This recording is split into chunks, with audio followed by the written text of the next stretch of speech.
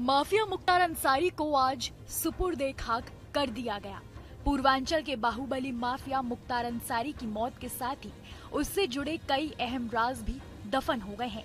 अपराध के जरिए अर्जित की गई करोड़ों रुपयों की संपत्ति और रंगदारी के मामले की तफ्तीश अभी चल रही थी। अब मौत होने से आगे की छानबीन नहीं हो पाएगी। हालांकि ईडी की ओर से मुख्तार की बीवी अफशा, उसके ससुर समेत कई लोगों की भूमिका की जांच की जा रही है, लेकिन मुख्य आरोपी की मौत से कई तथ्य जुटाने में जांच एजेंसी को कठिनाई का सामना करना पड़ सकता है। आपकी जानकारी के लिए बता दें कि ईडी की प्रयागराज इकाई ने साल 2020 में मुख्तार अंसारी के खिलाफ मनी लॉन्ड्रिंग का केस दर्ज किया था। इसके बाद बांदा जेल में उसका बयान दर्ज किया गया था। छानबीन को आगे बढ़ाते हुए 2022 में ईडी ने समन जारी करके मुख्तार के सांसद भाई अफजाल अंसारी समेत कई लोगों से लंबी पूछताछ की थी। इस दौरान पता चला था कि विकास कंस्ट्रक्शन और आगाज कंस्ट्रक्शन के जरिए करोड़ों रुपए का हेरफेर किया गया था। बैंक खातों, इनकम टैक्स रिटर्न सहित दूसरी चीजों की जांच की गई। मुख्तार को दफ्तर बुलाकर कई दिनों तक पूछताछ की गई थी। इसी आधार पर ईडी ने माफिया मुख्तार का रिमांड बनवाने के साथ ही उसके विधायक बेटे अब्बास अंसारी, साले आतिफ रजा को गिरफ्तार करते हुए सभी के विरुद्ध कोर्ट में आरोप पत्र पेश किया। इसके बाद मनी लॉन्ड्रिंग के तहत मऊ, गाजीपुर समेत अन्य शहरों में स्थित करोड़ों रुपए की अचल संपत्ति को अटैच किया गया। कहा गया है कि मुख्तार पर पंजाब जेल में रहते हुए रंगदारी वसूली करने का भी आरोप लगा था, जिसकी जांच अभी पूरी नहीं हो पाई थी। इसी तरह प्रॉपर्टी की भी छानबीन चल रही थी।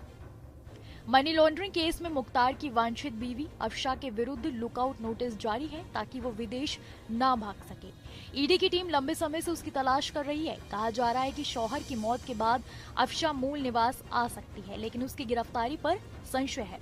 बहरहाल केंद्रीय जांच एजेंसी उसकी गतिविधि पर नजर रखे हुए है। 30 जून 1963 को उत्तर प्रदेश के यूसुफपुर में जन्मे मुख्तार अंसारी ने अपराध की गलियों से लेकर सत्ता के गलियारों तक का सफर किया। अंसारी ने 1980 के दशक में अपराध की दुनिया में कदम रखा। 1990 के दशक में संगठित अपराध में उसकी भागीदारी बढ़ गई, खासकर मऊ, गाजीपुर, वाराणसी और जौनपुर जिले में। मुख्तार अंसारी 1986 से मऊ से लगातार 5 बार विधानसभा चुनाव जीतने में कामयाब रहे। कुछ लोगों ने अंसारी में रॉबिन हुड की छवि देखी, तो अन्य ने उन्हें आपराधिक गतिविधियों में लगे रहने वाले के रूप में देखा। 1990 के दशक में मुख्तार अंसारी ने अपना गैंग बना लिया। उसने कोयला खनन, रेलवे जैसे कामों में 100 करोड़ का कारोबार खड़ा कर लिया। फिर वो गुंडा टैक्स, जबरन वसूली और अपहरण के धंधे में भी आ गया। उसका सिंडिकेट मऊ, गाजीपुर, बनारस और जौनपुर में एक्टिव था।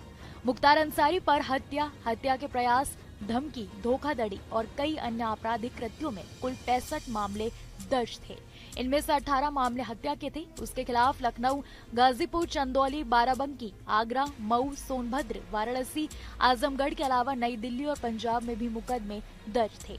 अंसारी के खिलाफ 2010 में कपिल देव सिंह की हत्या और 2009 में उत्तर प्रदेश के गाजीपुर जिले में मीर हसन नामक व्यक्ति की हत्या के प्रयास मामले में आरोप साबित हो चुके थे।